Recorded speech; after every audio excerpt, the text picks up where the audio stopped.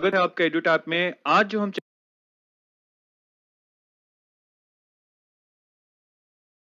Chapter पढ़ने जा रहे हैं वो है मेथड्स ऑफ टीचिंग ईवीएस। इससे पहले चैप्टर में हमने अप्रोचेस ऑफ टीचिंग ईवीएस के बारे में पढ़ा था। तो चलिए शुरू करते हैं मेथड्स ऑफ टीचिंग ईवीएस के बारे में। अब हमने अप्रोचेस में पढ़ा था कि अप्रोच आपकी एक्टिविटी बेस्ड लर्निंग भी हो सकती है, कोऑपरेटिव लर्निंग भी हो सकती है, लेकिन एक्टिविटी बेस्ड लर्निंग तो आपकी एक अप्रोच थी। उसमें हम मेथड कौन सा यूज करेंगे? जैसे मेथड आपका हो सकता है फील्ड ट्रिप, कि आप बच्चों को एक विजिट पे ले जाएं, जू में, गार्डन पे, जहां पे वो चीजों को देखकर समझें। ऐसे ही कुछ एक्सपेरिमेंट्स करवा सकते हैं, इन्वेस्टिगेशंस करवा सकते हैं, ये सारे एक्टिविटी बेस्ड लर्निंग में आएंगे। फिर आपकी आती है कोऑपरेटिव लर्निंग। कोऑपरेटिव लर्निंग भी एक अप्रोच है। इसमें मेथड क्या हो सकते हैं कि आप क्लास में डिस्कशंस करवा दें, एक गेम करवा दें जिसमें सब मिलकर खेलें और सीखेंगे कैसे हम एक दूसरे के साथ मिलकर रहना चाहिए, कैसे एक दूसरे से सीख सकते हैं।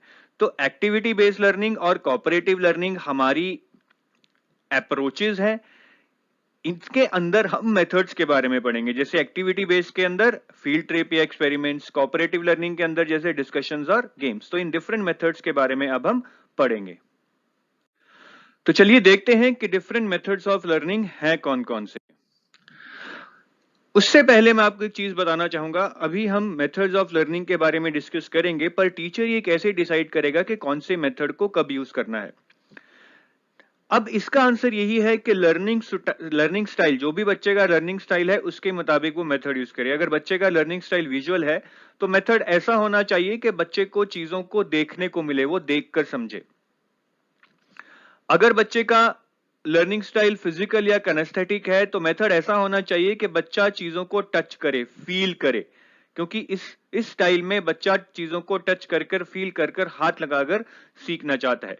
तो इसी तरह बच्चे का क्या लर्निंग स्टाइल है, ये लर्निंग स्टाइल्स हम पहले पढ़ चुके हैं। बच्चे क्या क्या लर्निंग स्टाइल है उस चीज पर डिपेंड करेगा कि हम कौन सा मेथड यूज करेंगे। ये हमारे मेथड्स ऑफ लर्निंग हैं जो इस चैप्टर में हम पढ़ने वाले हैं। Process skills, creative expression, small group discussions, project method, visits, field visits method, experiments और प्रॉब्लम सॉल्विंग। लेकिन ये सारे मेथड्स बहुत बड़े हैं, इसलिए हम इनको एक वीडियो में नहीं कर सकते हैं। तो वीडियो नंबर 1 में हम प्रोसेस स्किल्स, क्रिएटिव एक्सप्रेशंस और स्मॉल ग्रुप डिस्कशंस को डिस्कस करेंगे। फिर वीडियो नंबर 2 में हम project method, field visit, experiment और प्रॉब्लम सॉल्विंग को डिस्कस करेंगे। ये जो आप स्क्रीन पे देख रहे हैं ये हमारी प्रोसेस स्किल्स हैं। इनमें से कुछ स्किल्स बेसिक हैं, कुछ स्किल्स एडवांस्ड हैं। पेपर 2 में एडवांस स्किल्स भी पूछी जाती हैं, लेकिन पेपर 1 के लिए यानी कि ईवीएस के लिए सिर्फ बेसिक स्किल समझना ही मेरे हिसाब से काफी होगा। या जिस एडवांस स्किल पे क्वेश्चन आया है पास्ट के 10 सालों में, मैं आपको वो एडवांस स्किल सिखा दूंगा, लेकिन सारी एडवांस स्किल्स पढ़ने का कोई फायदा नहीं है। तो बेसिक स्किल्स में हम इन स्किल्स के बारे में पढ़ेंगे और एडवांस स्किल्स में हम एक आधी स्किल इसमें से पढ़ेंगे जो कि आपके पेपर में आ चुकी है। तो चलिए शुरू करते हैं बेसिक स्किल्स के साथ। सबसे पहले हम ऑब्जर्विंग स्किल के बारे में पढ़ेंगे। ऑब्जर्वेशन मेथड में होता क्या है? देखिए, ऑब्जर्वेशन मेथड का मतलब है कि हम दूसरों को देखकर चीजों के बारे में सीखते हैं। जैसे कि ये बच्चा अपने पापा को यहाँ पे जब ये लॉन मोवर, घास काटने वाला, चलाता हुआ देख रहा है तो ये भी इसको चलाने की कोशिश करता है और धीरे धीरे सीख जाता है। ऐसे ही ये बच्चा इसको ऑब्जर्व कर रहा है कि कैसे इन कार्डबोर्ड्स को यूज करके वो कोई वर्ड बनाता है, और ये भी देखकर धीरे धीरे ये सीख जाएगा कि कैसे इन कार्डबोर्ड्स को, जिनके ऊपर अल्फाबेट्स लिखे हुए हैं, हम इनको जोड़कर चीजें बना सकते हैं। तो ऑब्जर्वेशन मेथड में हम दूसरों को कोई भी चीज करते हुए उस चीज को सीख सकते हैं। ठीक है, ये बहुत इंपॉर्टेंट है कि ऑब्जर्वेशन मेथड होता क्या है, आपको ये समझ आ जाना चाहिए। एक एग्जांपल देता हूं, जैसे कि आपको बच्चों को ऑब्जर्वेशन मेथड को यूज करना सिखाना है, तो आप बच्चों को क्या कर सकते हैं, आप एक एक्टिविटी करवा सकते हैं जिनमें आप उन्हें क्लाउड के पैटर्न्स को देखकर समझने के बारे में सिखा सकते हैं। तो आप क्या करेंगे, आप उनको क्लास से बाहर ले जाएंगे, क्लाउड्स को ऑब्जर्व करने के लिए कहेंगे। फिर आप कहेंगे कि आप क्लाउड का स्केच बनाइए या डिफरेंट डिफरेंट टाइप के जो क्लाउड्स हैं उनको पहचानिए। फिर आप कह सकते हैं कि कौन से क्लाउड्स बारिश वाले हैं और कौन से क्लाउड्स बारिश वाले नहीं हैं, उनको पहचानिए। फिर आप ये भी कह सकते हैं कि कौन से क्लाउड थोड़े काले हैं और कौन से क्लाउड थोड़े सफेद हैं, ये पहचानिए। तो इस तरह आप उनको डिफरेंट डिफरेंट तरह के क्वेश्चंस पूछकर या डिफरेंट डिफरेंट टाइप की एक्सरसाइजेस देकर जो कि क्लाउड्स पे ही बेस्ड है, और बच्चे क्लाउड्स को देखकर उन एक्सरसाइज को अगर सॉल्व कर सकते हैं तो इससे बेसिकली वो ऑब्जर्वेशन मेथड को सीख रहे हैं कि कैसे हम किसी चीज को ऑब्जर्व करके उसके बारे में सीख सकते हैं। अब ऑब्जर्वेशन मेथड के एडवांटेजेस क्या हैं? सबसे पहले तो ये बच्चों को एनकरेज करता है कि वो अपने एनवायरनमेंट को एक्सप्लोर करें। जैसे आपने बच्चों को क्लाउड्स दिखाने के लिए क्लास से बाहर ले गए, उसके बाद वो खुद एक्सप्लोर करेंगे कि कितने टाइप के क्लाउड्स हैं, वो कितनी दूर हैं, किस किस रंग के क्लाउड्स हैं, कौन से क्लाउड्स दूर हैं, कौन से क्लाउड्स पास हैं। तो ये सारी चीजें वो एक्सप्लोर करेंगे, क्लाउड्स को देखते रहेंगे। उस एक्टिविटी के बाद भी वो हर रोज क्लाउड्स को देखते रहेंगे, क्योंकि उनके अंदर क्यूरियोसिटी आ जाएगी, जिसके कारण वो इस चीज को एक्सप्लोर करना शुरू कर देंगे और अपनी नॉलेज को कंस्ट्रक्ट करेंगे। डेवलप ऑब्जर्वेशन स्किल्स तो साफ ही है कि जब वो ऑब्जर्वेशन मेथड यूज करेंगे तो उन्हें ऑब्जर्वेशन मेथड को यूज करना आ जाएगा, उनके अंदर ऑब्जर्वेशन स्किल्स आ जाएंगी। वो चीजों के बीच बीच में सिमिलरिटीज और डिफरेंसेस ढूंढना सीख जाएंगे। जैसे कि मैंने आपको बताया, वो पता लगा लेंगे कि कौन से क्लाउड सफेद रंग के हैं, कौन से क्लाउड काले रंग के हैं, या कौन से क्लाउड एक शेप के हैं, कौन से क्लाउड डिफरेंट शेप्स के हैं। तो वो चीजों के बीच में सिमिलरिटीज और डिफरेंसेस जानने लगेंगे। और ऑब्जर्वेशन मेथड से स्टूडेंट्स की क्यूरियोसिटी सेटिस्फाई होती है। ये क्यूरियोसिटी जगाता भी है कि आपने क्लाउड दिखाया तो एक क्यूरियोसिटी आई कि है क्या, किस किस प्रकार के हैं, कैसे अलग हैं, कैसे सिमिलर हैं। लेकिन जैसे जैसे वो और ऑब्जर्व करेंगे तो इसी ऑब्जर्वेशन मेथड से उनकी क्यूरियोसिटी भी सेटिस्फाई हो जाएगी, उनको अपने क्वेश्चंस के आंसर मिल जाएंगे। तो ये पॉइंट समझिए कि ऑब्जर्वेशन मेथड आपको आपके अंदर उत्सुकता भी जगाता है, लेकिन अगर आप और अच्छे से ऑब्जर्व करेंगे तो आपकी उत्सुकता को शांत भी करता है। तो ये 3-4 पॉइंट हैं जो मैंने आपको बताए हैं, सारे याद रखने की जरूरत नहीं है कि ये बच्चों को क्यूरियोसिटी जगाकर उन्हें एनवायरनमेंट एक्सप्लोर करने के लिए मोटिवेट करता है, ऑब्जर्वेशन स्किल्स बढ़ती हैं, आप सिमिलरिटीज और डिफरेंसेस ढूंढने लगते हैं, और जो आपकी क्यूरियोसिटी होती है वो जैसे जैसे आप ज्यादा ऑब्जर्व करते हैं वो सेटिस्फाई यानी कि पूरी होने लगती है। तो ये हमने अभी ऑब्जर्वेशन मेथड के बारे में पढ़ा। अब हम क्लासिफिकेशन या क्लासिफाइंग जो हमारा मेथड है या प्रोसेस स्किल है उसके बारे में पढ़ेंगे। नेक्स्ट जो हम प्रोसेस स्किल डिस्कस करने वाले हैं वो है क्लासिफाइंग। क्लासिफिकेशन भी एक बहुत इंपॉर्टेंट प्रोसेस स्किल्स है जो कि साइंस के एक्सपेरिमेंट्स में, रिसर्च में यूज की जाती है। क्लासिफिकेशन में हम क्या करते हैं? क्लासिफिकेशन में बेसिकली हम डिफरेंट चीजों में सिमिलरिटीज और डिफरेंसेस ढूंढ के उनको क्लासिफाई करते हैं। सपोज कीजिए अगर बच्चे को ये 4 ऑब्जेक्ट्स दे दिए जाएं और उसको बोला जाए कि वो इनको इनकी शेप के बेस पे क्वालिफाई करे, तो शायद बच्चा घड़ी और चॉकलेट को स्क्वायर शेप में डाल देगा और बास्केटबॉल और ऑरेंज को राउंड शेप में डाल देगा। तो उसके हिसाब से क्लासिफिकेशन 2 तरह की हो जाएगी, स्क्वायर शेप और राउंड शेप। तो यहाँ पे बच्चों ने क्या किया? बच्चों ने सिमिलैरिटीज भी ढूंढी, जैसे कि क्लॉक और चॉकलेट की शेप ऑलमोस्ट सेम है, स्क्वायर है, लेकिन साथ ही साथ डिफरेंसेस भी ढूंढे, क्योंकि स्क्वायर और चॉकलेट की जो शेप है वो बॉल और ऑरेंज की शेप से डिफरेंट है। तो इसी पूरे प्रोसेस को हम क्लासिफिकेशन कहते हैं। इसी तरह हम बच्चे को ये ऑब्जेक्ट्स दे सकते हैं और उसको बोल सकते हैं कि वो इन्हें वुडन ऑब्जेक्ट्स और प्लास्टिक ऑब्जेक्ट्स में क्लासिफाई करे, तो बच्चा इन दोनों को वुडन ऑब्जेक्ट्स का टाइटल देगा और इन दोनों को प्लास्टिक ऑब्जेक्ट्स का टाइटल देगा। तो ये भी एक तरह की क्लासिफिकेशन ही हो जाएगी। तो अभी हमने क्लासिफिकेशन मेथड के बारे में पढ़ा, अब हम मेजरिंग यानी कि मेजरमेंट जो प्रोसेस स्किल है उसके बारे में पढ़ेंगे, और उसके बाद हम कम्युनिकेटिंग जो प्रोसेस स्किल है उसके बारे में पढ़ेंगे। तो अभी हम कम्युनिकेटिंग को छोड़ रहे हैं, मेजरिंग जो प्रोसेस स्किल है उसके बारे में पढ़ेंगे। नेक्स्ट प्रोसेस स्किल जो हम पढ़ने जा रहे हैं वो है मेजरमेंट। मेजरमेंट में बेसिकली हम शुरू से ही बच्चों को ये सिखाते हैं कि कैसे हम लेंथ को, वॉल्यूम को, मास को या फिर टेम्परेचर और टाइम को मेजर कर सकते हैं। लेकिन जैसे जैसे हमें मेजरमेंट स्किल्स को और अच्छा बनाना है और बच्चों को ज्यादा माहिर बनाना है मेजरमेंट में, तो हम length, volume, mass, temperature and time calculate करने के बाद उनको कुछ स्टैंडर्ड टेक्निक से इन चीजों को मेजर करना सिखाएंगे, जैसे कि रूलर्स यूज करना, मीटर रॉड्स यूज करना, बैलेंसेस यूज करना, calculators, stop watches, thermometers, electrical instruments, ये सब चीजें हम उन्हें यूज करना सिखाएंगे ताकि जो उनकी मेजरमेंट्स हैं वो एक्यूरेट हो जब भी वो किसी चीज को या किसी भी यूनिट को मेजर कर रहे हैं।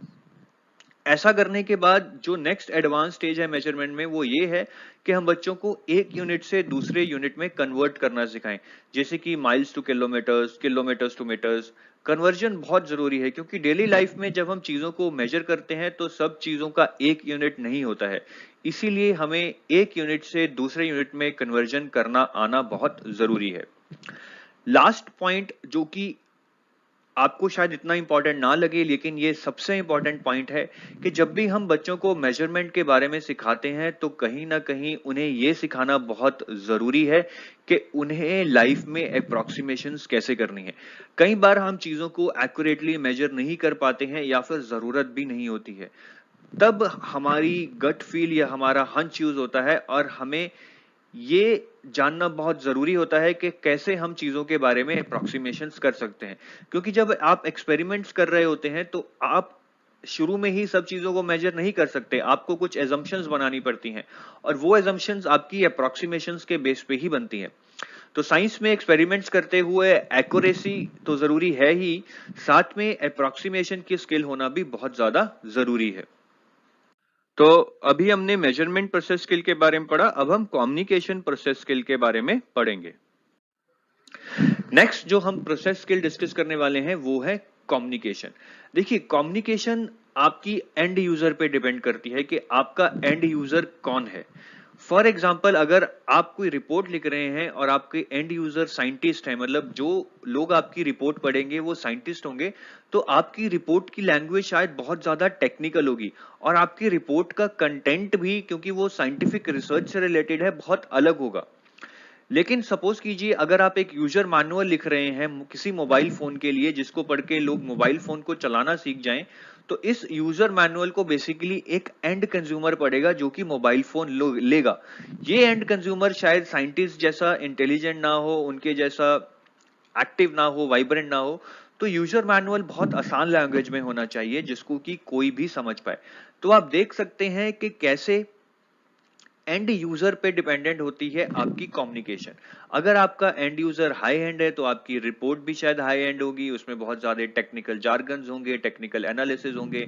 लेकिन अगर आपका एंड यूजर एक कॉमन यूजर है तो आपका यूजर मैनुअल बहुत सिंपल लैंग्वेज में होगा और शायद उसकी लैंग्वेज इंग्लिश और हिंदी दोनों होगी क्योंकि बहुत लोग इंग्लिश नहीं समझ पाएंगे। तो हमें ये जरूर याद रखना है कि हमारी कम्युनिकेशन हमेशा हमारे एंड यूजर पे डिपेंडेंट होगी। तो अभी हमने कम्युनिकेटिंग जो हमारी प्रोसेस स्किल है उसके बारे में पढ़ा, मेजरमेंट के बारे में हम पहले ही पढ़ चुके हैं। अब बारी आती है एस्टिमेटिंग और प्रेडिक्टिंग की। ये कुछ खास नहीं है। देखिए, एस्टिमेट करना क्या होता है, हम आम आम आम जिंदगी में भी एस्टिमेट करते हैं, जैसे कि अगर हमें दिल्ली से नोएडा जाना है तो इतने किलोमीटर है, हमें कितना टाइम लगा, हम एस्टिमेट करते हैं, है ना। या फिर हम सोचते हैं कि डेली हम 2 कप चाय बनाते हैं, इतनी चीनी डालते हैं तो 2 किलो चीनी कितने दिन चलेगी, हम एक एस्टिमेट लगाते हैं, है ना। तो एस्टिमेशन भी एक प्रोसेस स्किल है जो बच्चों को आनी चाहिए और ये रोजमर्रा के जब बच्चे काम करते हैं तो वो सीख ही जाते हैं। जैसे कि अगर बच्चे ये चीज भी एस्टिमेट करते हैं कि अगर उन्हें क्रिकेट खेलना है तो उनकी कितनी बॉल्स एक क्रिकेट मैच में टूट जाती हैं, तो उन्हें कितनी बॉल्स लानी चाहिए, ये भी एस्टिमेशन है ना। तो इसमें कुछ खास पढ़ाने लायक है नहीं। प्रिडिक्टिंग भी एक स्किल है। छोटे बच्चों को प्रेडिक्शन थोड़ी मुश्किल लगती है क्योंकि उनकी अभी इतनी लॉजिकल स्किल डेवलप नहीं होती है, लेकिन फिर वो भी प्रेडिक्शन कर लेते हैं। प्रेडिक्शन क्या है, जैसे कि अगर इंडिया ने 20 ओवर में 100 या 120 रन बनाए हैं तो आप प्रेडिक्ट कर सकते हैं कि 50 ओवर में 300 या 350 बना लेंगे। या फिर 20 ओवर में अगर 40 रन बनाए हैं, 5 विकेट गिर गए हैं, तो आप प्रेडिक्ट करेंगे कि 50 ओवर में या 150 तक बन जाए तो काफी रहेगा। तो ऐसे प्रिडिक्शन एक प्रोसेस स्किल है जो बच्चों को आनी चाहिए और ये भी बच्चे धीरे धीरे सीख जाते हैं कि मतलब जैसे एग्जाम में अगर मैं इतना एफर्ट मारूंगा तो मेरे इतने नंबर आ जाएंगे, बच्चे प्रिडिक्ट करना सीख जाते हैं। तो इसमें भी खास खास पढ़ाने लायक है नहीं और एस्टिमेशन और प्रिडिक्शन पे एग्जाम में क्वेश्चन नहीं आए हैं ईवीएस में कभी भी, इसलिए मैं इन्हें जरा अलग से नहीं पढ़ा रहा हूं, आपको थोड़ा बेसिक आइडिया दे दिया है। इसके बाद जो इंपॉर्टेंट प्रोसेस स्किल है वो है इन्फरेंस। ये बहुत इंपॉर्टेंट है, इसमें से क्वेश्चन आते रहे हैं और आ भी सकते हैं। तो चलिए पढ़ते हैं इन्फरेंस के बारे में। नेक्स्ट प्रोसेस स्किल जो हम डिस्कस करने जा रहे हैं वो है इन्फरेंस। इन्फरेंस का मतलब क्या होता है, देखिए जब हम किसी भी चीज को ऑब्जर्व करते हैं, एनालिसिस करते हैं और फिर उस चीज के होने के पीछे का कारण बताते हैं, एक्सप्लेन करते हैं, उसको हम इन्फरेंस कहते हैं। तो बेसिकली किसी भी चीज के किसी तरह के होने के रीजन को इन्फ्रेंस कहते हैं। तो हम किसी भी चीज को ऑब्जर्व करके ये बताएं कि वो चीज वैसे क्यों हो रही है, उसका कॉज क्या है, उसको हम इन्फ्रेंस कहेंगे। इसको एक एग्जाम्पल के थ्रू डिस्कस करते हैं। सपोज कीजिए क्लास में टीचर बच्चों को एक गार्डन में ले जाती है और गार्डन में सारे प्लांट्स और ट्रीज ड्राई दिख रहे हैं। टीचर वापस आकर बच्चों को ये लिखने के लिए कहती है कि उन्होंने जो भी वहां पे देखा, महसूस किया, उसके बारे में कागज पर लिखे। तो एक बच्चा लिखता है कि today we were asked to walk in garden and observe various plants, कि आज हमें टीचर गार्डन में ले गई और हमने बहुत सारे प्लांट्स को ऑब्जर्व किया। मैंने बहुत सारे प्लांट्स को देखा। उनमें से कुछ बड़े बड़े ट्रीज थे जो कि मैंगो ट्रीज थे, कुछ छोटे छोटे श्रब्स थे जो कि रोज के फूल थे या फिर उनसे भी छोटे हर्ब्स थे। मैंने ये भी नोटिस किया कि आज बहुत कम फ्लावर थे गार्डन में जो कि आमतौर पे ज्यादा होते हैं। तो ये एक पहले बच्चे की ऑब्जर्वेशन है। इसमें आप देखिए बच्चे ने जो भी ऑब्जर्व किया वो लिख दिया, लेकिन प्लांट्स के ड्राई होने के पीछे या कम फ्लावर्स होने के पीछे बच्चे ने रीजन नहीं लिखा कि वो क्यों है। बस उसने लिख दिया कि कम फ्लावर थे, आमतौर पे ज्यादा होते हैं, लेकिन उसने ये नहीं सोचा कि आज फ्लावर कम क्यों है और उसका रीजन क्या हो सकता है।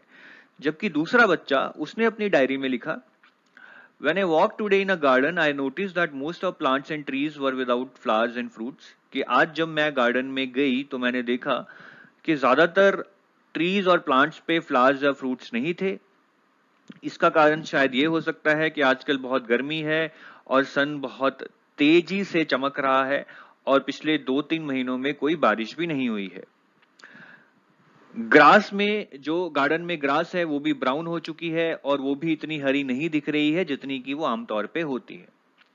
तो यहाँ पे आप देख सकते हैं कि बच्चे ने ये तो नोटिस किया ही है कि गार्डन में ट्रीज और प्लांट्स पे फ्लावर्स और फ्रूट्स ज्यादा नहीं है, कम है। साथ ही साथ बच्चे ने ये रीजन भी बताया है, उसका कॉज भी बताया है कि शायद ये ज्यादा गर्मियों के कारण है और बहुत देर से बारिश भी नहीं हुई है, ये भी इसका कारण हो सकता है। तो आप देख सकते हैं कि यहाँ पे बच्चे ने जो भी ऑब्जर्व किया उसका कॉज भी बताया, उसको एक्सप्लेन किया। तो इसी चीज को हम इन्फ्रेंस कहते हैं। ठीक है, अब एक और एग्जांपल लेते हैं। आपने साइंस में हीट कंडक्शन के बारे में पढ़ा होगा। वहां पे आपको एक एक्सपेरिमेंट भी कराया जाता है कि आप एक रॉड ले लीजिए, उसको दो ईंटों के बीच फिक्स कर दीजिए और रॉड पे वैक्स के कुछ पीस लगा दीजिए इक्वल डिस्टेंस पे, जैसे कि पहला पीस, ये दूसरा पीस, ये तीसरा पीस, ये चौथा पीस और ये पांचवा पीस। और फिर रॉड के एक एंड पे मोमबत्ती लगा दीजिए, मतलब रॉड को एक एंड से हीट करना शुरू कर दीजिए। तो आप बेसिकली दो चीजें देखेंगे। पहली चीज तो आप ये देखेंगे कि जो वैक्स के पीसीज हैं वो एक एक करके गिरना शुरू होंगे, कि सबसे पहले ये वाला पीस गिरेगा, फिर थोड़ी देर बाद दूसरा पीस गिरेगा, फिर थोड़ी देर बाद तीसरा पीस गिरेगा। मतलब जहां पे मोमबत्ती है वहां से अगर आप दूसरी डायरेक्शन में जाएंगे तो एक एक करके पीस गिरेंगे। सबसे पास वाला जो पीस है मोमबत्ती के वो सबसे पहले गिरेगा, सबसे जो दूर वाला पीस है मोमबत्ती के वो सबसे बाद में गिरेगा। तो ये तो एक ऑब्जर्वेशन होगी जो हर बच्चा कर लेगा। लेकिन अगर कोई बच्चा बताता है कि इसका रीजन ये है क्योंकि कंडक्शन एक एंड से दूसरे एंड तक होती है, मतलब हीट एक एंड से दूसरे एंड तक ट्रांसफर होती है। इसका मतलब है हीट पहले इस एंड से इस एंड तक पहुंचेगी, फिर यहां पहुंचेगी, फिर यहां पहुंचेगी। तो हीट धीरे धीरे ट्रांसफर होके ऐसे ऐसे ट्रैवल करेगी। इसीलिए जब हीट यहां पहुंचती है तो ये पीस पिघल जाता है, जब यहां पहुंचती है तो ये पीस पिघल जाता है। तो ये इसकी इन्फ्रेंस हो गई। ठीक है, क्योंकि ये आपने किसी चीज के होने का कॉज एक्सप्लेन किया है, रीजन एक्सप्लेन किया है। तो ऐसे क्वेश्चन आपको एग्जाम में बहुत सारे पूछे जाते हैं जहां पे आपको बेसिकली कुछ एक्सपेरिमेंट दे दिया जाएगा और उस एक्सपेरिमेंट से रिलेटेड एक ऑब्जर्वेशन दे दी जाएगी और एक इन्फरेंस दे दी जाएगी और आपको बताना होगा कि कौन सा पॉइंट ऑब्जर्वेशन है और कौन सा पॉइंट इन्फरेंस है। ठीक है, तो इस चीज को बहुत ध्यान से समझिए। हम कुछ क्वेश्चंस भी करेंगे जो पास्ट ईयर में इन्फरेंस पे बेस्ड हैं, उनके थ्रू भी हम ये देखेंगे कि कैसे हम क्वेश्चंस को अटेम्प्ट कर सकते हैं। तो अभी हमने इन्फ्रेंस के बारे में पढ़ा और अभी हमने सारी बेसिक प्रोसेस स्किल्स हैं जो कवर कर ली हैं। जैसा कि मैंने आपको बताया था कि जो एडवांस स्किल्स हैं वो पेपर 1 में नहीं पूछी जाती हैं, वो ज्यादातर पेपर 2 में पूछी जाती हैं। लेकिन एडवांस स्किल्स में जो एक इंपॉर्टेंट स्किल है वो है हाइपोथेसाइजिंग, और एक एक्सपेरिमेंटिंग भी इंपॉर्टेंट है। एक्सपेरिमेंटिंग को हम आगे जाकर पढ़ेंगे इस चैप्टर में, लेकिन हाइपोथेसाइजिंग को अभी हम पढ़ेंगे और बहुत इंपॉर्टेंट है। तो एडवांस स्किल्स में हम सिर्फ 2 स्किल्स ही पढ़ेंगे, हाइपोथेसाइजिंग और एक्सपेरिमेंटिंग। बाकी स्किल्स को आप बिल्कुल भी सोचिए मत, वो पेपर 1 ईवीएस में नहीं पूछी जाती हैं। तो अभी हम हाइपोथेसाइजिंग और एक्सपेरिमेंट पढ़ेंगे। हाइपोथेसाइजिंग को अभी हम पढ़ेंगे इस स्लाइड के बाद, और एक्सपेरिमेंटिंग को हम थोड़ा आगे जाकर एक सेपरेट सेक्शन में पढ़ेंगे। नेक्स्ट हम डिस्कस करेंगे हाइपोथेसाइजिंग। हाइपोथेसाइजिंग एक पूरा प्रोसेस है जिसमें सबसे पहले हम कुछ ऑब्जर्वेशंस करते हैं। उन ऑब्जर्वेशंस के बेस पे जो भी हम ऑब्जर्व करते हैं, हम अपने आप को क्वेश्चंस पूछते हैं कि ऐसा क्यों हो रहा है।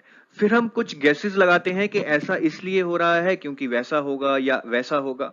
तो हम बेस्ट गेसेस लगाते हैं, मतलब अपने आप को हम कुछ दिमाग लगाते हैं और उसके कुछ एजम्पशंस बनाते हैं, उसके कुछ सॉल्यूशंस डिसाइड करते हैं कि इसके ये प्रोबेबल सॉल्यूशंस होंगे। फिर उन सॉल्यूशंस को हम एक्सपेरिमेंट के थ्रू टेस्ट करते हैं कि जो हमारी अंडरस्टैंडिंग थी, जो हमारे रीजंस थे कि चीजें ऐसे इसलिए हो रही हैं, उन चीजों को हम टेस्ट करके देखते हैं। फिर उस टेस्ट के बेस पे हम कंक्लूजन निकालते हैं। इसको हम एक एग्जाम्पल के थ्रू समझते हैं। अब सपोज कीजिए आपका टीवी घर पे स्विच नहीं हो रहा है, स्विच ऑन नहीं हो रहा है, ये एक ऑब्जर्वेशन है। अब आप कुछ रिसर्च करेंगे, ठीक है, और कुछ क्वेश्चंस पूछेंगे कि टीवी चल क्यों नहीं रहा है, क्या प्रॉब्लम है, क्या टीवी खराब हो गया है। मतलब आपके दिमाग में ये बहुत सारे क्वेश्चंस उठेंगे। फिर आप इन क्वेश्चंस का आंसर देने के लिए कुछ गेसेस लगाएंगे जिनको हम हाइपोथेसिस कहते हैं। जैसे आप गेस लगाएंगे कि शायद टीवी खराब हो गया है, शायद घर में इलेक्ट्रिसिटी नहीं है, शायद जिस प्लग में टीवी लगा है वो प्लग ही खराब है। तो यहाँ पे आपने कुछ गैसेस लगाए, आपने कुछ सॉल्यूशंस के गैसेस लगाए कि टीवी इसलिए नहीं चल रहा है क्योंकि इनमें से कोई भी रीजन हो सकता है। ये आपका बेसिकली हाइपोथेसिस हो गया। फिर आप इसको एक्सपेरिमेंट के थ्रू टेस्ट करेंगे। अब टेस्टिंग में आप क्या करेंगे, अगर आपको ये टेस्ट करना है कि घर में इलेक्ट्रिसिटी है या नहीं, तो बेसिकली आप बाकी चीजों को देखेंगे कि क्या फ्रिज और माइक्रोवेव चल रहा है। ठीक है, अगर चल रहे हैं तो मतलब घर में इलेक्ट्रिसिटी है। टीवी के ना चलने का रीजन फिर या तो टीवी खराब हो गया है या प्लग काम नहीं कर रहा। तो फिर दूसरा आप कैसे टेस्ट करेंगे, आप उसी प्लग में जिसमें टीवी लगा था उसमें फ्रिज या माइक्रोवेव को लगा के देखेंगे कि क्या वो चीजें इस प्लग में चल रही हैं। अगर वो चीजें भी इस प्लग में चल रही हैं तो मतलब अगेन प्लग तो वर्किंग है, मतलब टीवी ही फॉल्टी है। तो ऐसा करके आप अपने हाइपोथेसिस को एक्सपेरिमेंट के थ्रू टेस्ट कर सकते हैं और बाद में आप कंक्लूजन निकाल सकते हैं कि एक्चुअल में इशू क्या है, कि टीवी खराब है या इलेक्ट्रिसिटी नहीं है। आप बेसिकली कंक्लूड कर सकते हैं। अब क्वेश्चंस करते हैं जो कि पास्ट ईयर्स में आ चुके हैं। A class 5th teacher takes a aluminium foil and puts it in water and shows that it floats. के एक क्लास टीचर है क्लास 5th की, उसने क्या किया, एल्युमिनियम फॉइल ले लिया। एल्युमिनियम फॉइल होती है ना जिसमें आप रोटी पैक करके लेके जाते हैं। तो उसने एल्युमिनियम फॉइल लेकर उसको ऐसे के ऐसे पानी के ऊपर रख दिया और दिखाया कि ये तो तैर रही है। फिर उसने उस एल्युमिनियम फॉइल का कचूमर सा बनाकर एक गेंद बना ली, जैसे हम करते हैं ना, उसको ऐसे तोड़ मरोड़ कर बॉल बना लेते हैं उस एल्युमिनियम फॉइल की, और उसको पानी में गिरा तो वो डूब गई। फिर वो बच्चों को पूछती है कि आप मुझे बताइए कि इसके पीछे क्या रीजन है कि पहले तो वो तैर रही थी, फिर हमने जब उसकी बॉल बनाकर पानी में गिरी तो वो डूब गई। तो जब टीचर ने ये क्वेश्चन पूछा तो वो कौन सी स्किल चेक कर रही है। देखिए, क्लासिफिकेशन तो है नहीं, ऑब्जर्वेशन भी नहीं है, कि आप ऑब्जर्व तो कर रहे हैं कि पहले वो तैरी फिर डूब गई, लेकिन इससे आप आंसर तो नहीं दे पाएंगे ना। मतलब ऑब्जर्वेशन तो होती है कि हाँ भैया आपने ये ताजमहल देखा और जंतर मंतर देखा, बताइए दोनों में क्या फर्क है। तो आपने देखा, ऑब्जर्वेशन किया, पर उससे आपको कुछ पता नहीं चला, तो उससे आपकी मतलब आप आंसर नहीं दे पाएंगे। तो ये स्किल टेस्ट नहीं हो रही है। मेजरमेंट, कुछ मेजर भी नहीं कर रहे हैं, ये स्किल भी टेस्ट नहीं हो रही है। हाइपोथेसाइजिंग, ये बिल्कुल सही है, क्योंकि मैंने अभी आपको बताया कि हाइपोथेसाइजिंग में हम किसी प्रॉब्लम का सोल्यूशन ढूंढने के लिए कुछ सोचते हैं कि ऐसा ऐसा हो सकता है, फिर उन डिफरेंट डिफरेंट चीजों को टेस्ट करते हैं और फिर कंक्लूजन निकालते हैं।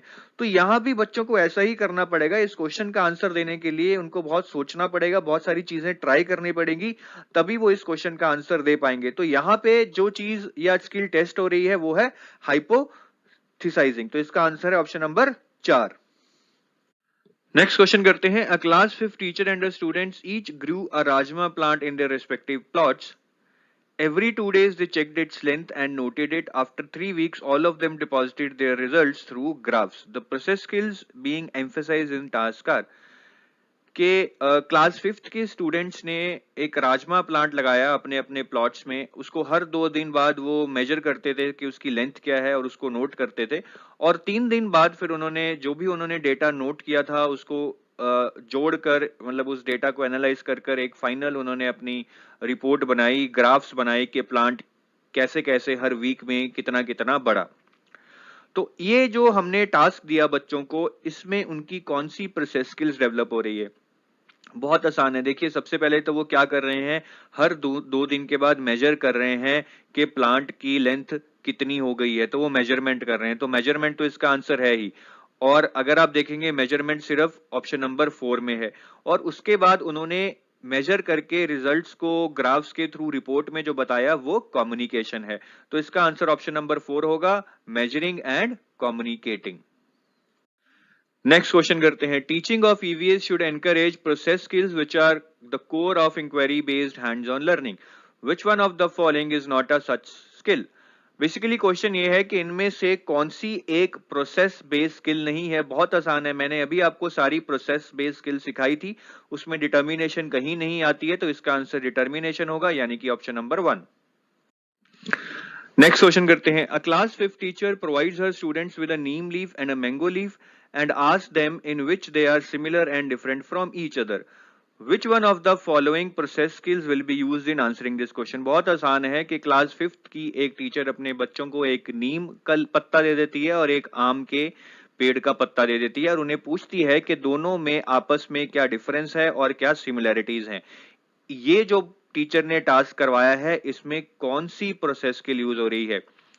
बहुत आसान है, बहुत ही आसान है। देखिए, अब टीचर ने उनको नीम लीफ और मैंगो लीफ दे दिया और उनको देखकर बताने के लिए कहा कि इनमें क्या सिमिलरिटीज हैं और डिफरेंसेस हैं। तो यहाँ पे बहुत ही आसान है, यहाँ पे बच्चे उस चीज को ऑब्जर्व कर आंसर दे रहे हैं, मतलब यहाँ पे एक ऑब्जर्वेशन स्किल डेवलप हो रही है। तो इसका आंसर होगा ऑप्शन नंबर 3। नेक्स्ट क्वेश्चन करते हैं, इस क्वेश्चन में ये कहा गया है कि टीचर अपने बच्चों को एक क्वेश्चन पूछती है कि जो मंकीज सड़क पर डांस कर एंटरटेन करते हैं लोगों को, वो मंकीज दूसरे मंकीज जो कि फ्री हैं, है ना, कोई डांस वांस नहीं करते हैं, ऐसे ही जंगल या पहाड़ों में घूमते हैं, उनसे कैसे अलग है? तो जब टीचर ने ये क्वेश्चन पूछा कि दो प्रकार के मंकीज में क्या डिफरेंस है, कौन सी स्किल असेस हो रही है? देखिए, अब ये वही बच्चा बता पाएगा जिसने दोनों प्रकार के मंकीज को देखा है, अच्छे से ऑब्जर्व किया है। तो मेरे हिसाब से यहाँ पे जो स्किल टेस्ट हो रही है वो ऑब्जर्वेशन ही है। तो इसका आंसर ऑप्शन नंबर 3 होगा, यानी कि ऑब्जर्वेशन। क्वेश्चन करते हैं, read the following question carefully. Have you ever seen animals around your house और school that have small babies? Write their names in the notebook. कि आपने कुछ एनिमल्स देखे हैं अपने घर के आसपास जिनके छोटे छोटे बच्चे होते हैं, उनका नाम आप नोटबुक में लिखिए। यहाँ पे ये जो टीचर ने काम दिया है, इससे कौन सी प्रोसेस स्किल डेवलप हो रही है?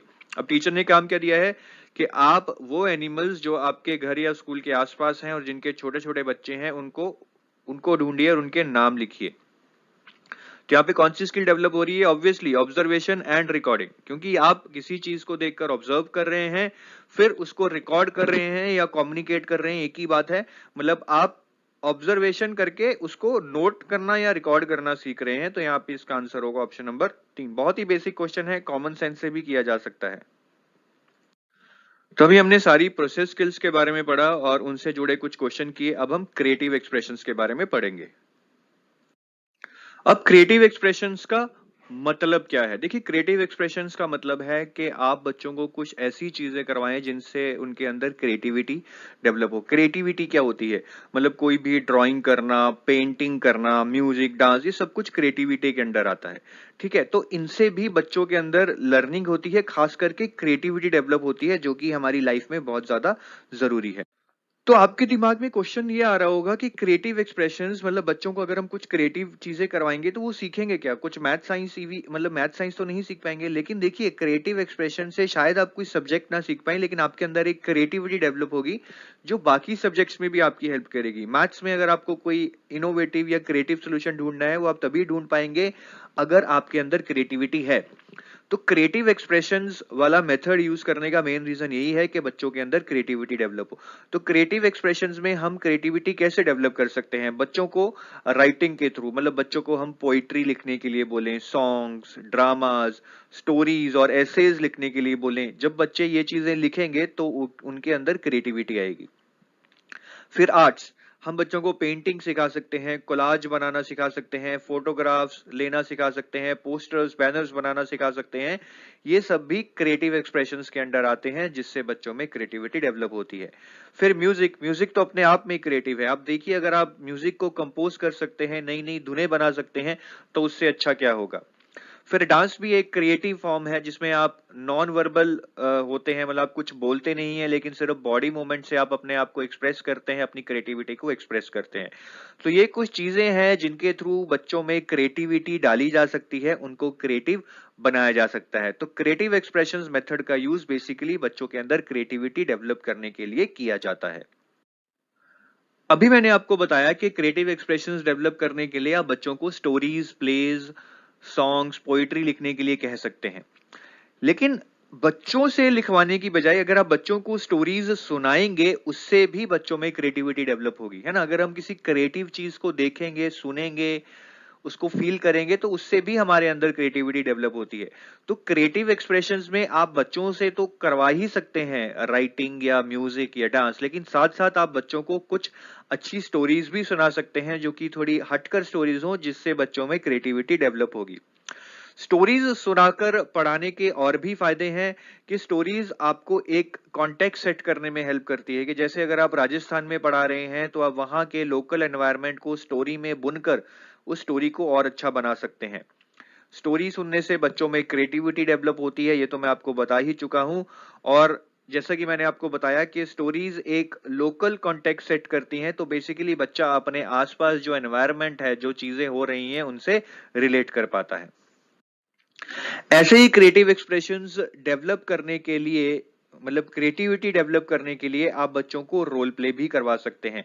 रोल प्ले के क्रिएटिविटी डेवलप करने के साथ साथ और भी कुछ फायदे हैं। बच्चे इससे सोशल स्किल सीखते हैं कि एक दूसरे के साथ कैसे इंटरेक्ट करना है, कैसे बोलना है, कैसे रहना है। और रोल प्ले में सभी बच्चों की एक्टिव पार्टिसिपेशन होती है। कोई भी बच्चा सिर्फ बैठकर सुनता या देखता नहीं है, सभी अपना अपना पार्ट या अपना अपना रोल प्ले करते हैं। तो ये था कि हम क्रिएटिव एक्सप्रेशंस कैसे डेवलप कर सकते हैं, बच्चों को राइटिंग, म्यूजिक, डांस में इन्वॉल्व करके, या बच्चों को स्टोरीज या रोल प्ले में इन्वॉल्व कर कर। अब क्रिएटिव एक्सप्रेशंस यानी कि क्रिएटिविटी डेवलप करने के फायदे क्या हैं। सबसे पहला तो ये है कि क्रिएटिविटी स्टिमुलेट्स लर्निंग। अगर आप क्रिएटिव हैं, तो आपके अंदर एक उत्सुकता आएगी कि आप कुछ नई चीज एक्सप्लोर करें, कुछ नया सीखें। और जब आप नई चीजों को एक्सप्लोर करने लग जाते हैं, अपनी नॉलेज को कंस्ट्रक्ट करने लग जाते हैं, तो आपके अंदर एक डाइवर्जेंट थिंकिंग आ जाती है।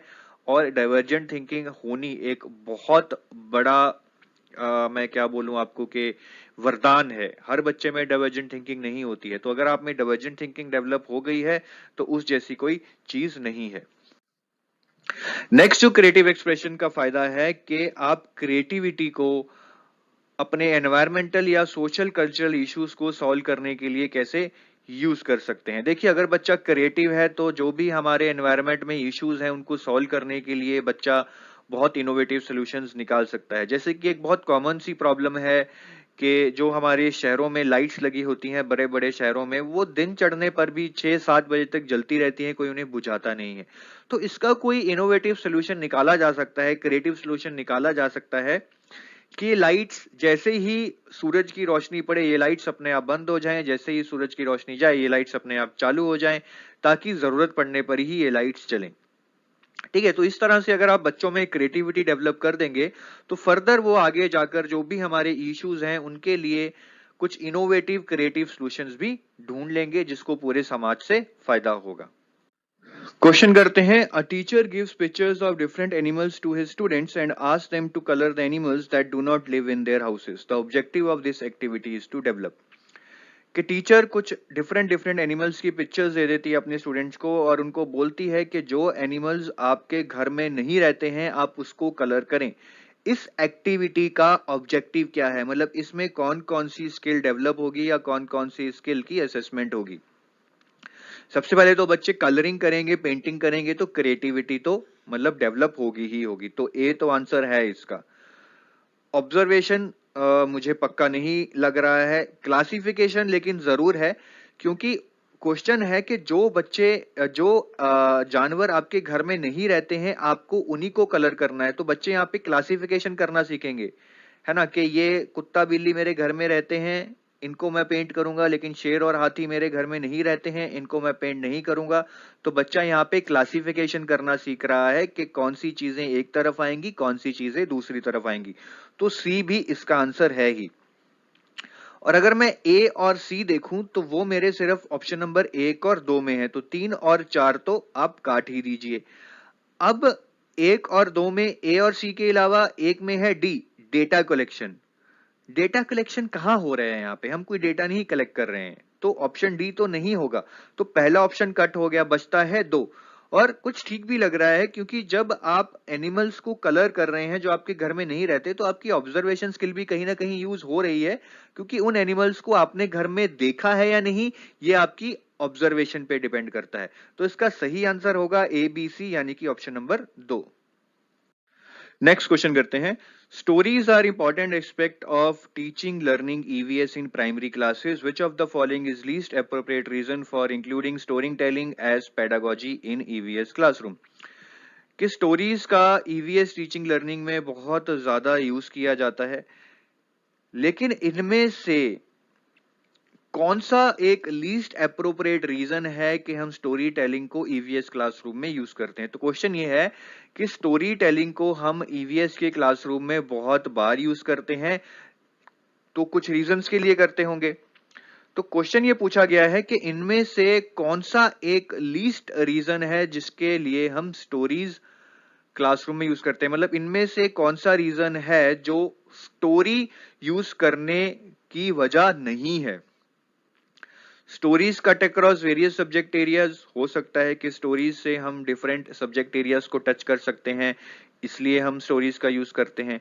Stories help in class management, ये मुझे गलत लग रहा है। हालांकि हाँ, स्टोरीज से क्लास मैनेजमेंट हो सकती है कि बच्चे स्टोरीज में थोड़ा ध्यान से सुनने लग जाते हैं, शरारतें भूल जाते हैं, लेकिन स्टोरीज का ईवीएस क्लासरूम में यूज करने का ये रीजन नहीं है कि हमें क्लास को मैनेज करना है इसलिए हम स्टोरीज सुन रहे हैं।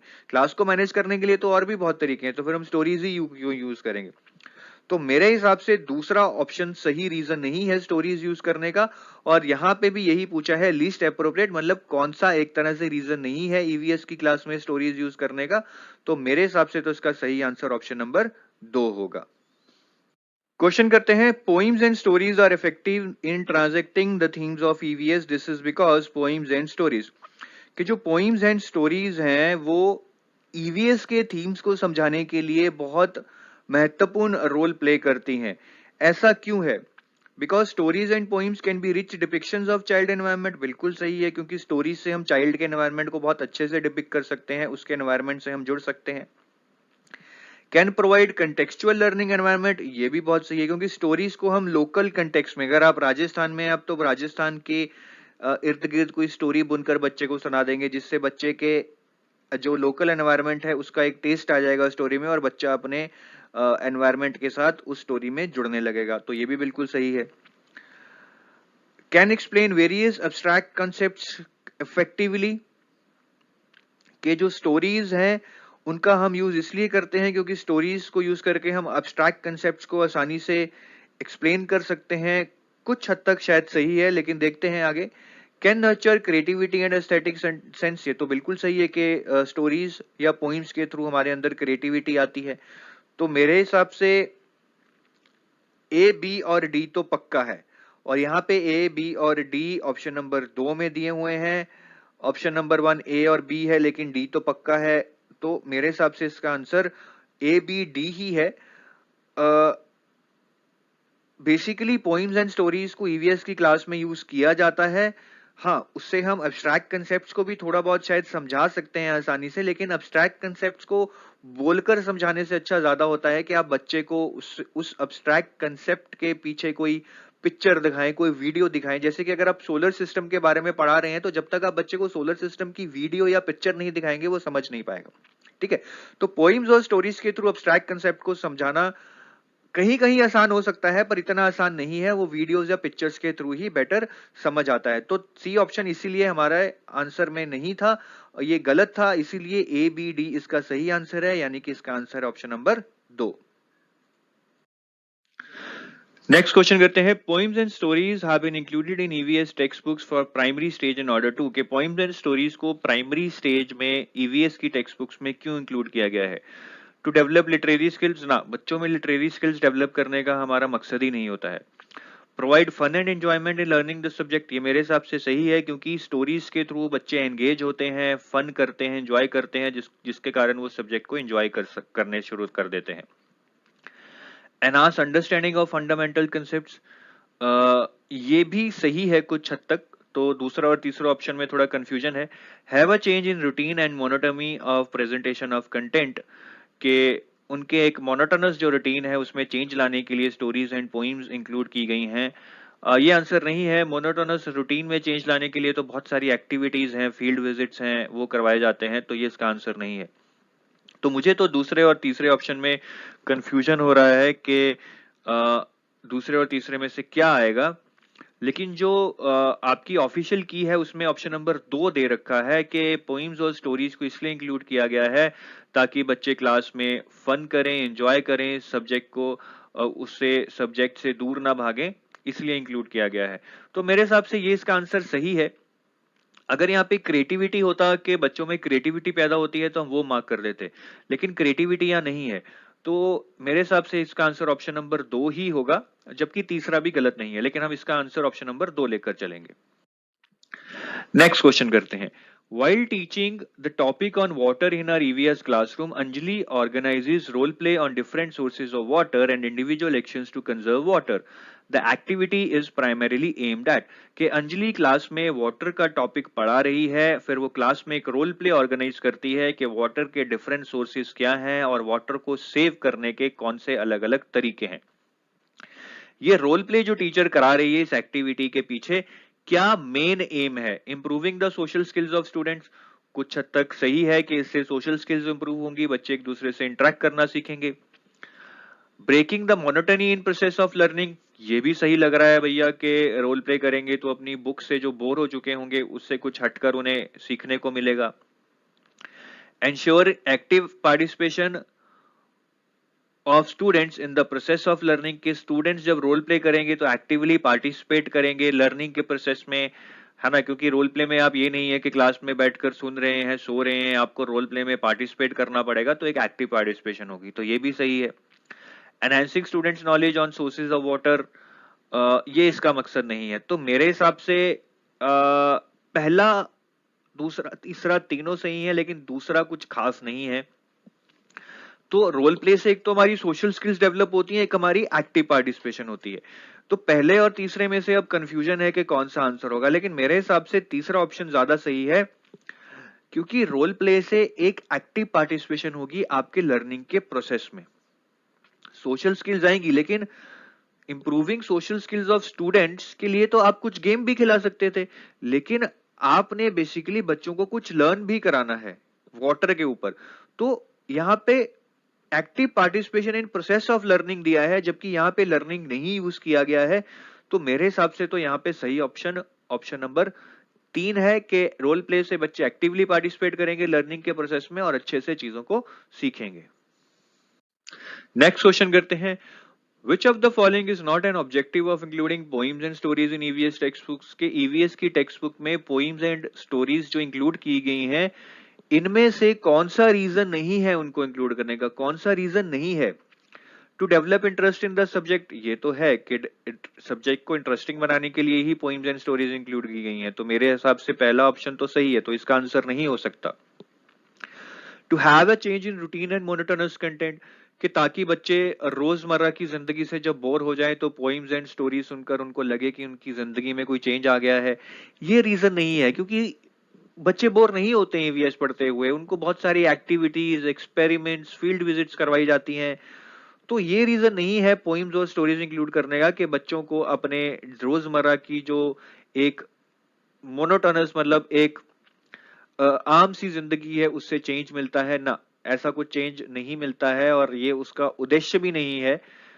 ठीक है, अगर चेंज मिलता भी है तो उसका उद्देश्य नहीं है कि पोइम्स एंड स्टोरीज से हम चेंज लाना चाहते हैं। तो पहला ऑप्शन सही है, दूसरा गलत है, ये इसका आंसर हो सकता है। To provide fun and enjoyment for learners, बिल्कुल सही है। To promote imaginative and creativity built in learners, ये भी सही है क्योंकि स्टोरीज से आपके अंदर क्रिएटिविटी आती है, पोइम्स से आपके अंदर क्रिएटिविटी आती है। तो मेरे हिसाब से पहला, तीसरा और चौथा बिल्कुल सही है। दूसरा ऑप्शन एक ऑब्जेक्टिव या रीजन नहीं है स्टोरीज और पोइम्स को इंक्लूड करने के लिए, तो यही इसका आंसर होगा, ऑप्शन नंबर 2। तो अभी हमने क्रिएटिव एक्सप्रेशंस के बारे में पढ़ा, अब हम स्मॉल ग्रुप डिस्कशंस के बारे में पढ़ेंगे। स्मॉल ग्रुप डिस्कशंस क्या है? देखिए, जब भी हमें किसी प्रॉब्लम का सोल्यूशन ढूंढना होता है या कुछ डिसाइड करना होता है तो हम डिस्कशन करते हैं। तो टीचर अगर बच्चों को कुछ असाइनमेंट्स दे जिनमें उनको छोटे छोटे ग्रुप्स में डिस्कस करना हो, तो उससे भी उनके अंदर बहुत सारी चीजों को लेकर लर्निंग होती है। वो अपने पीयर्स से सीखते हैं, क्योंकि जब आप ग्रुप में डिस्कस कर रहे हैं तो आपका कोई क्लासमेट चाहे बेटर आइडिया देगा तो आप उससे लर्न कर लेंगे। इंटरपर्सनल स्किल आती है आप में कि दूसरों से कैसे बात करनी है, दूसरों के साथ कैसे उठना बैठना है, ये आप में आता है। फिर जब आप डिस्कशन करते हैं तो ईगोज आती हैं, आपके डिफरेंट डिफरेंट व्यूज होते हैं, लेकिन आप सीखते हैं कि कैसे हम जो कन्फ्लिक्ट है, जो लड़ाई है, उसको मैनेज कर सकते हैं। एक्टिव लर्निंग होती है, ग्रुप में ज्यादातर सबको पार्टिसिपेट करना पड़ता है, सबको बोलना पड़ता है, तो एक एक्टिव पार्टिसिपेशन हो जाती है। अंडरस्टैंड मल्टीपल पर्सपेक्टिव्स, ये कॉन्फ्लिक्ट मैनेजमेंट से ही रिलेटेड है। जब आप डिस्कशन करेंगे तो आपको लगेगा कि हर आदमी का डिफरेंट व्यू पॉइंट है, आप उन व्यू पॉइंट्स को समझेंगे, उनके पीछे का रीजन समझेंगे, और आप फिर अप्रिशिएट करेंगे कि हर बंदे के डिफरेंट डिफरेंट व्यूज होते हैं और हमें उन व्यूज को रिस्पेक्ट देनी चाहिए।